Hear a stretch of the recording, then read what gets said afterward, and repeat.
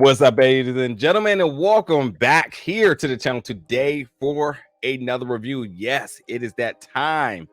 Everyone's been waiting for this one, and we are so excited to talk about the new Disney Plus series, Ahsoka, which was once releasing August 23rd, now has been moved up to August 22nd, which is a phenomenal decision because now, folks, you can check it out dropping 6 p.m. Pacific time, 9 p.m. Eastern Standard Time on that lovely Tuesday. You're getting the first 2 episodes of an 8-episode season. I have probably a new face, definitely a new face to the channel, but not a new face to me. A friend of mine, a resident film critic, a content creator, the owner of With Ashley and Co., and the co-host of Geek Girls Universe podcast. All things nerdy, folks. This is Ashley. Ashley, how are you doing today? I'm doing great. How are you? Pretty good, pretty good. It is lovely to have you here. Little bit of background here. As I mentioned, Ashley is a resident film critic, which means every time I go see a screening, well, there's a lovely face I see every single time. So we always sidebar, text, all sorts of different things, talking about the latest and hottest in Hollywood and entertainment. But yeah, the stars aligned for this one. It was no other person I'd rather have here talking about the new series Ahsoka, and we're going to talk about the first 2 episodes as we have had a chance to check them out. We are going to keep it spoiler free, but we will keep it fun, we will keep it exciting, and we'll be honest about it. And I'm pretty sure you all can sense that I had a good time, but I haven't talked to Ashley yet to see what her thoughts were, and that's why we're going to do it right now. So Ashley, you've seen the first 2 episodes, you've had a little bit of time to kind of let it marinate a little bit too. So now that you're here on the show, welcome. What is your thoughts about the first 2 episodes of the new Disney Plus series, Ahsoka? So, a little bit of background. I'm a Star Wars Rebels fanatic. That's one of my favorite, if not the favorite, Star Wars property. Yeah. Like, thank you. Because if you had said otherwise, I'd be like, and leave this meeting. We're not talking anymore. But yeah, so this has always looked like live action Rebels to me. And that's exactly what we got, essentially. And I'm fine with that. I loved that it felt like coming home, right? It felt like a reunion with friends. You're like, I know these characters. I know their personalities. And yeah, all the little lore. Man, Dave Filoni, if he knows anything, he knows his Star Wars lore. And just all the little Easter eggs and tidbits thrown in there, and just all the callbacks to Rebels. I was like, yes, this is our family. So I liked it a lot. Yeah, I'm going to piggyback off of one thing, and I love that that analogy, sort of say, of it feels like coming home. I ain't gonna lie. In the trailer, when we got to see the mural of the animated, of Rebels and that backdrop, I was like, that is so cool. But now seeing it in real time in the series, I almost shed a tear because the emotions of, and especially before we even got Disney Plus, when it was this whole unpredictability of, would the story ever be finished? What's next? And as fans, you can wish, you can pray, you can hope, and some of these things has never come to fruition. So like, to get to this point, it's just amazing in its own. But to see that just channels back all the emotions, and I'm such a huge Ezra fan, so it's just like seeing him front and centered and seeing that, and I'm thinking of myself in the back of him, like posting up back there too, like, yeah, I'm in that picture as well. I just thought it was such a really cool moment, and like, I definitely, when they show it, you definitely kind of, for me, I definitely got like a little choked up, like this got to be fire under no circumstance, because you do get that pretty early within episode 1. So like, at that point, my expectation level just went through the roof. Like, you got to land on all cylinders. But I'm here to say, now I have seen the first 2. Oh, it's a fun time. And I do love that you mentioned that this feels like the live action version continuation of Rebels. Now, while yes, there is connectability to the Mandalorian because it has to, it doesn't feel like Mandalorian season 4. It doesn't feel like Boba Fett season or book 2. And yes, they do have their moments that do, have presence in this, but it's truly Rebels. So I'm going to be very honest, folks. And while my note says this is a great introduction, great action, whether you've seen Clone Wars, whether you've seen Rebels or any of the Disney Plus stuff, I think it's really a good introduction into these characters and to this part of the universe in terms of Star Wars. By all means, you are doing yourself a disservice if you do not stop right now and go catch Rebels. Go. This seriously, you'll appreciate it so much more. And I think like with social media being such a big presence in watching now, you want to make sure you're a part of the conversations here. Like you can watch things and pick up on things, but there's going to be certain little things you're going to miss. You won't appreciate unless you go check it out. And I also think that emotional connection makes a lot of these character dynamics that we get. We'll talk about Ahsoka a little bit later, probably last, because that's obviously the biggest character, but just a lot of other characters that conversations mean so much more considering where we kind of left off with Rebels. So to kind of throw it back to you, what were some of the things you were truly surprised about in these first 2 episodes, being such a huge fan, and whether you measure your expectations high, medium, or low, but just truly, what were some of the things that just really, really surprised you? Honestly, I don't know if I was surprised by anything. I just was kind of sitting there taking it all in. And I know I've talked to Filoni. I've been in the room with him when he's talking about Star Wars. I've chatted with him in security checkpoints at Star Wars Celebration. Like I knew we were going to get. Now I love Andor, and I saw somebody online like, this is the exact opposite of that because there's so much Star Wars stuff, and I'm like, we can like both, and it's okay, everyone. Yeah. I liked Andor a lot. I like this too, and I like that it connects to all the things, but that's what I expect when Filoni is at the helm. And these are his characters. Ahsoka is his creation. The Rebels is him. Like, I don't know if I was surprised, but just like sitting there with a big old grin on my face. As soon as we get into Lothal and the communication towers in the background and the speedway that they've raced down so many times, I was just like, oh, man, I'm so excited. So yeah, I don't know if it was really like a surprise factor more than just yes, this is good. This is what I wanted. This makes me happy. Yeah, surreal. Absolutely surreal. Talking about what Disney does best, and that's merchandising. And I'm going to say that if you've never seen, it's going to be the reoccurring statement, this entire review here. If you've never seen Rebels, then obviously another fan favorite is Lost Cat. And I've got to say, the live action version, oh boy, I see it now. I see it now.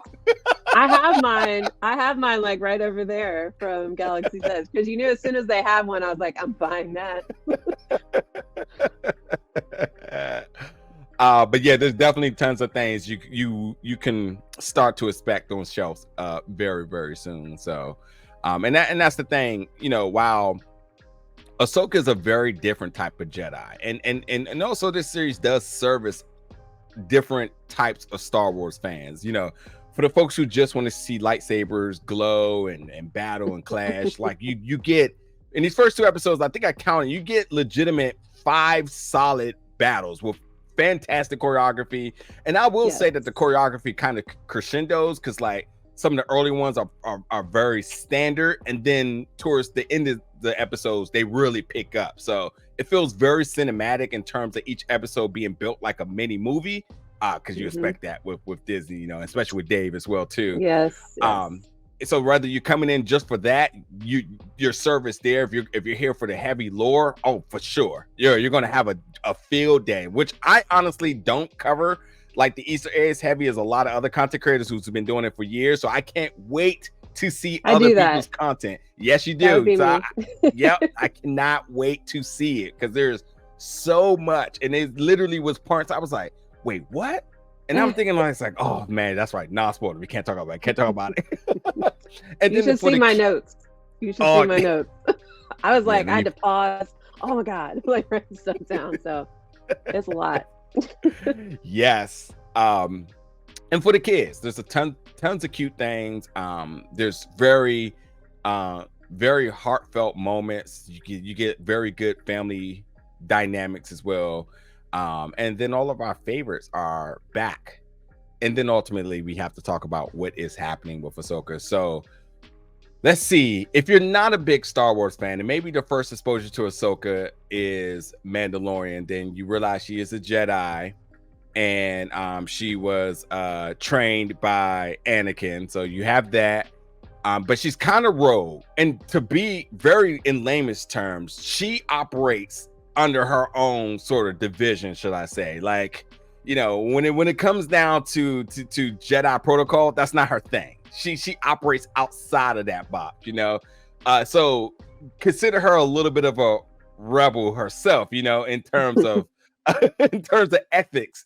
But nonetheless, she does come. I honestly, and I don't know if this is biased because I don't think there's any discrepancy in the statement, but I think she does truly means well. And I think in this series we see her really hold herself accountable for some of her actions in the past, which is why Rebels means a lot of. It's really important. But ultimately, it is the journey about finding another fan favorite, which ultimately will find another enemy who I guess you could call Thrawn a favorite, right? I was gonna say he's also a fan favorite. Yeah. He's like the best villain. I love him. Yeah. I was gonna say, because like I remember the reveal for Thrawn and people went crazy. So Grand Admiral Thrawn, and I don't want to spoil this for you all, but you have to watch In the Rebels because Thrawn and Ezra get into an epic battle and they go to a galaxy far, far away. And to our understanding, we're like, holy heck, we just lost two of our biggest characters. What does that mean? And some of the ties in The Mandalorian and the Book of Boba Fett leads us to believe that Thrawn possibly may be still alive. There's been whispers around the galaxies. There's no tweeting going on here or Instagram. There's whispers. But while that seems like one thing, you have to think, well, if Thrawn is around, then Ezra could be around. So that leads our heroes wanting to go find again one of our fan favorites in Ezra, because of how much he means to this group of folks. He is truly like the catalyst that's keeping everything connected. And you're going to see a lot of peer mediating going on in these first two episodes with folks. We'll talk about it. But it is the journey about finding this or obtaining this map and letting this map lead us to potentially where Thrawn and Ezra have, you know, should we say disappeared to or presumably dead. And with that brings two threats. One, it brings us Ezra back, but it also could also bring war back with Thrawn. So it is the race to see who can get them back the fastest, and ultimately the fate of these two, which is going to be fun. Now, we did get the appearance of Thrawn in the trailer. You folks have to just wait just a little bit to talk Thrawn. We're not going to talk no Thrawn. I'm sorry, folks. Got to wait a little bit there. But yeah, that's ultimately the arc of this season, is to go get our favorites, and I love it. Very simple, but definitely has a lot of connectability in terms of the lore, in terms of some of these different planets that we haven't been to in a while. Hint, hint, Solo. So that was a surprise. Okay, that was a surprise. Yes, I was like, oh, okay. So yeah, so to throw it to you here, I wanted to try to keep it very concise with some of the characters I talked about here, but obviously we have some other very important characters who plays a part. And to throw it to you, or should I just throw you but talk about some of the other characters that are involved with this and and what their relevance is to the series. So are we talking some Rebels? Yeah. So obviously everybody's favorite droid, maybe second favorite droid after R2, but way above BB-8, and I'm not sorry about saying that, is Chopper. Yes. I love Chopper. I always have. He's the sassiest, snarkiest. You know he's cursing. You know his beeps. He's cussing everybody out. So yeah. And he's voiced by Dave Filoni, in case you didn't know that, which also makes that hilarious. But so I was like, all right, as soon as we see Hera, I'm like, where's Chopper? Where's my boy? and he shows up in the most chopper way possible with his little wrench arms, and he's like, like he's mad about something. Like, yes, that's Yeah. our boy. God, I loved him. And then we get some other Rebels characters, and I don't know, is that a spoiler? I think, let's see. The governor of Lothal, like the current, Okay. is that a spoiler? I think that might be in the trailer either, but I don't think like saying the characters there is not like a spoiler. I think it's more like Azadi's Mhm. still around, and I was very pleased that it was that they brought over Clancy Brown, who voiced him, to play him, which is also why people were equally excited about Thrawn, because Thrawn has a unique voice and cadence. So we were all, I mean, you know, you're a Rebels fan. We were all like, if you're casting Thrawn, like, I don't know who could play him. And then they got his voice actor, and I was like, thank God, because really there was nobody else that could have played Thrawn for me. I would have been really salty about it. But so we. Oh, I just want to jump in there real quick, because that's the thing I'm very like passionate about, is these voice actors have given us so much over the years. You're talking about Lars here, and it's just like, we've seen both sides of the coin here. We've seen folks, Super Mario, I'm not gonna go into detail, but we've seen folks say like, these folks have given their entire lives to these characters, and now that there's opportunities for live action version, a lot of money to be made and so on, they don't get these opportunities. So I'm forever thankful when we do get to see our voice actors step into these live action roles of these characters that they been playing, but yet are them, because it's truly been their life's work. And you know, that you're entirely right. My same reserves, and then the realism is like, it's not going to happen. So this is a gift by all means to have this. So I appreciate you bringing that up. Yeah. I also say it was really cool to see, like, obviously, like, we got Sabine back, and she had her Mulan moment at the end, which we knew was coming. I think they showed that in the trailer. That's not really a spoiler. But I remember when I saw it in the trailer, I was like, okay, Mulan. Yep. Like, we're just missing the music. Oh my God, the music. Kilner's score is incredible in this show. I was like, it's from the very first, I guess it was like a drum beat or something for episode 1. I was like, oh, you got me. Like, this is great. Where are we going from here? Like, I was so glued. So yeah, we got Sabine, we got Hera.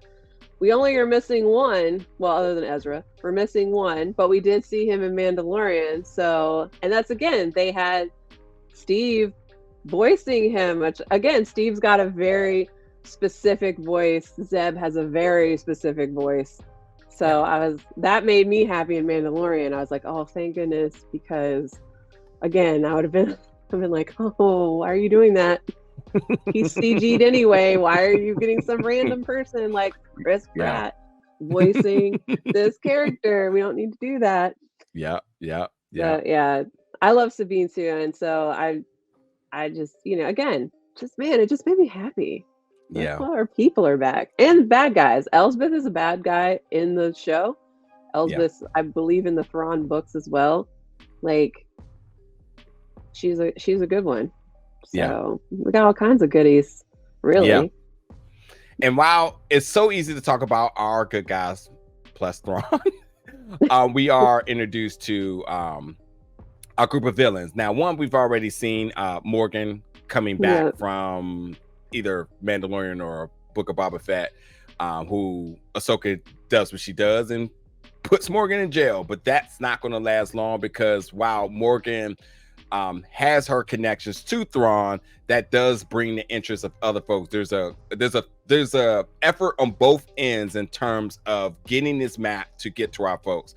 We're introduced to Braylon, who is a interesting Sith, to say the least.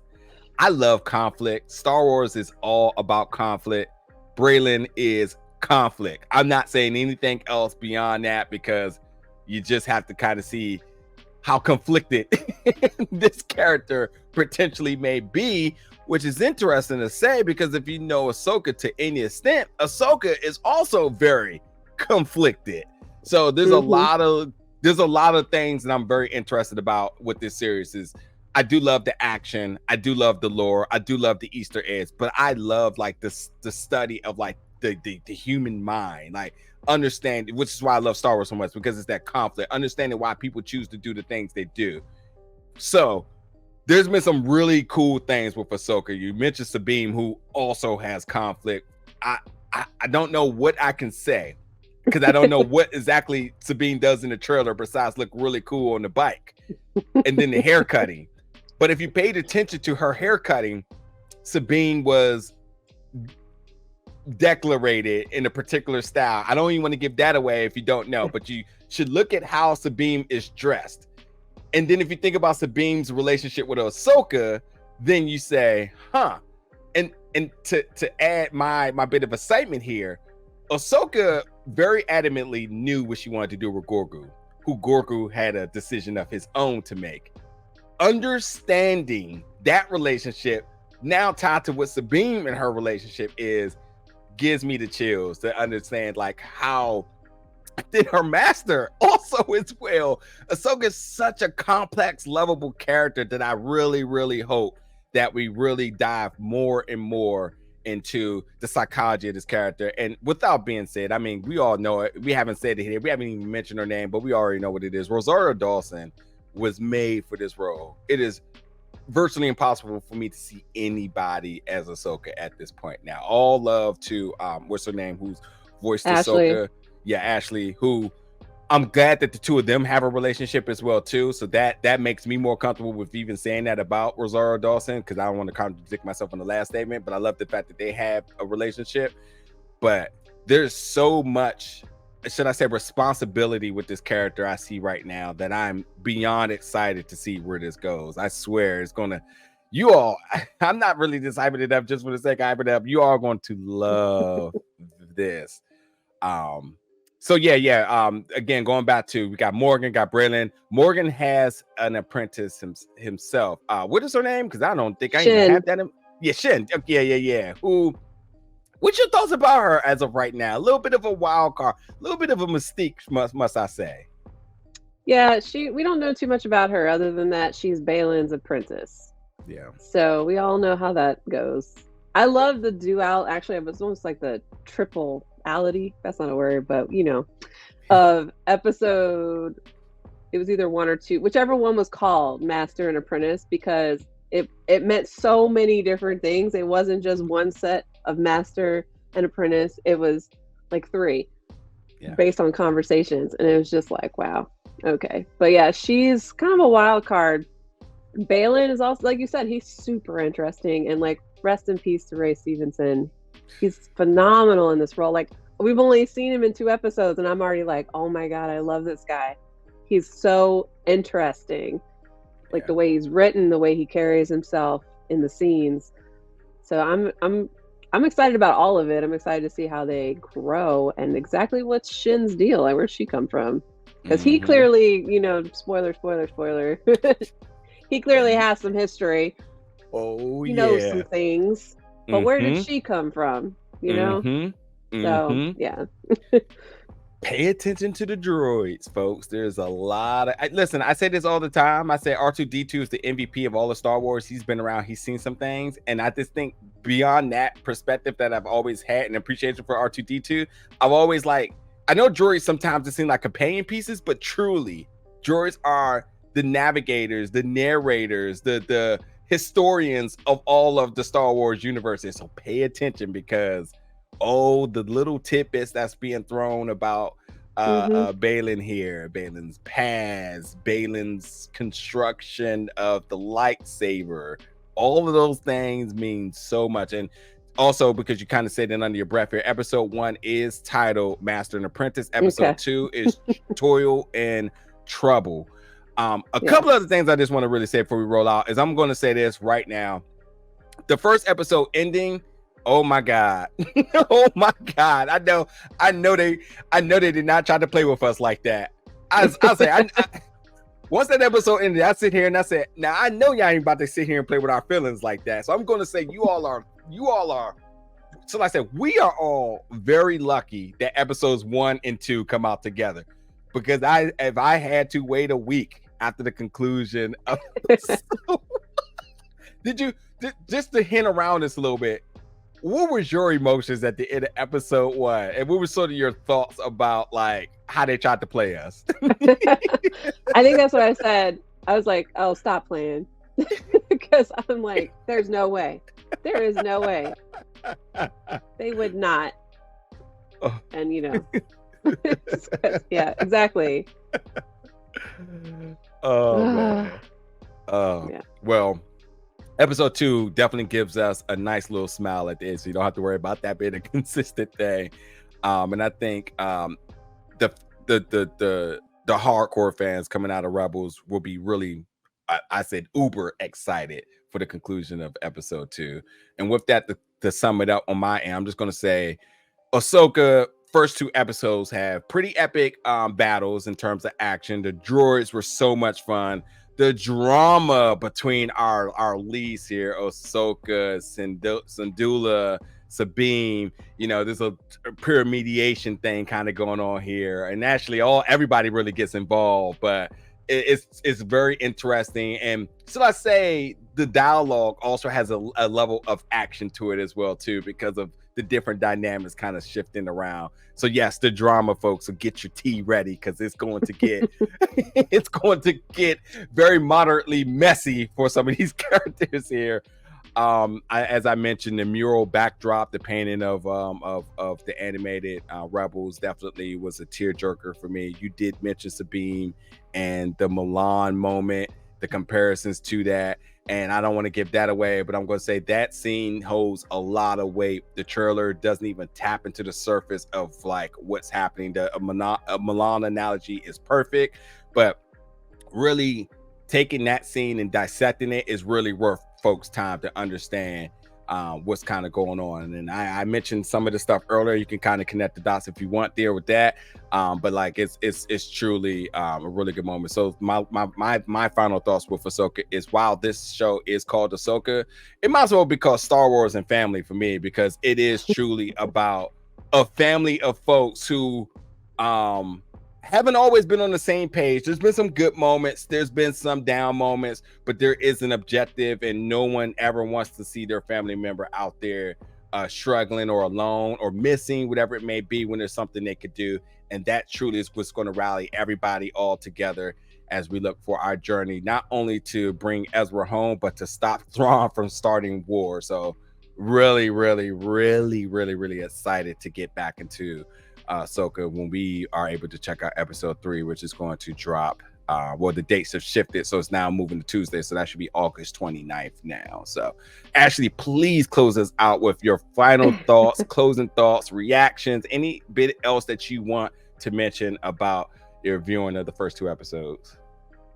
So I mean, basically everything you said. We're excited, but I do want to add that for people that haven't watched Rebels, I still think they do a good job of explaining things that you might not necessarily have known ahead of time, even down to like Ahsoka leaving the Jedi Order. So if you really don't know anything about Ahsoka, she even kind of gives like a little bit of brief, info. So don't let it be like, oh my God, I didn't watch Rebels, I'm not gonna like this show. That's not it. But like he said, you're gonna love it more if you have that foundation of Rebels, because this is a love letter to Rebels fans, I feel like. And basically, like what I tweeted in my reaction, I was like, incoming, your new favorite Star Wars show. Yes, because indeed. This is the writing is great. Like you said, the action set pieces are amazing. And I said that in my tweet. I said it's a cinematic feel. These episodes have a cinematic feel to them. And I haven't been this excited about a Star Wars show in quite a while. And I like Mando. I like him. He's great. But Ahsoka's my girl. I have the lightsabers. Yes, I spent that kind of money. Yep. I have her lightsabers. Exactly. I have her lightsabers from Galaxy's Edge. I have my Loth cat over there. Ahsoka's my girl. Like so many hoodies, shirts. So yeah, it's honestly the 2 episodes, they lay such a great groundwork. You're just going to be super excited to see where it goes, because that's where I'm at right now. Dave Filoni's given us something special. And remember, he loves these characters probably more than any other characters in the whole of Star Wars fandom. So he's not going to do them dirty. He's not going to do us dirty because he's a bigger fan of them than we are. Yeah. So yeah. Well said. Well, folks, don't make the mistake and try to check this out August 23rd. I mean, it'll be there, but be a part of the wave and see it when it drops on Disney Plus. The first 2 episodes are dropping. You heard me right. Tuesday, August 22nd, 6 p.m. Pacific time, 9 p.m. Eastern time. And to our folks on the Pacific, especially in Cali, hopefully everything is going. Hopefully everything will be okay with this hurricane coming through. Man, global warming. But nonetheless, you want to make sure you check this out when it drops. You do not have to worry about waking up being done by spoilers anymore. Thank you, God. Even getting screeners early, you still got to worry about this stuff. So we all get a fair advantage because hopefully everybody's at home around these times to watch it. I think it's an amazing decision that they made here. But yeah, check it out. Again, Disney Plus, August 22nd, 6 p.m. Pacific time, 9 p.m. Eastern Standard Time. Ahsoka, folks. You all get in the comments. You let us know your thoughts, your excitement, your love, all that good stuff about Star Wars Ahsoka. If there is any hesitation, reservations, whether you're like, I'm not checking this out, please, by all means, get in the comments. We'll listen to it all. We'll read it all. It's okay. We could be happy. You cannot. It's fine. We understand there's been a lot of bad content kind of dropping out there in terms of stuff that we've loved over the years. So it's okay to have your hesitations, but hopefully this 30-minute recording here has changed your mind to at least give the first 2 episodes a fair watch. I think it's definitely worth it. So thank you so much, Ashley, for joining. You already know the seat is open for you any other time. Maybe we get into some spoiler reviews. Who knows, folks? We'll see. You all let us know in the comments what you want, and we'll be back for more reviews, content. And check out all of her work, which will be in the description below. You can check out that written review. Check out the tweet too, because it's right on the point. All that information down in the description below. Thank you so much, folks, for tuning in. We'll catch you back very soon.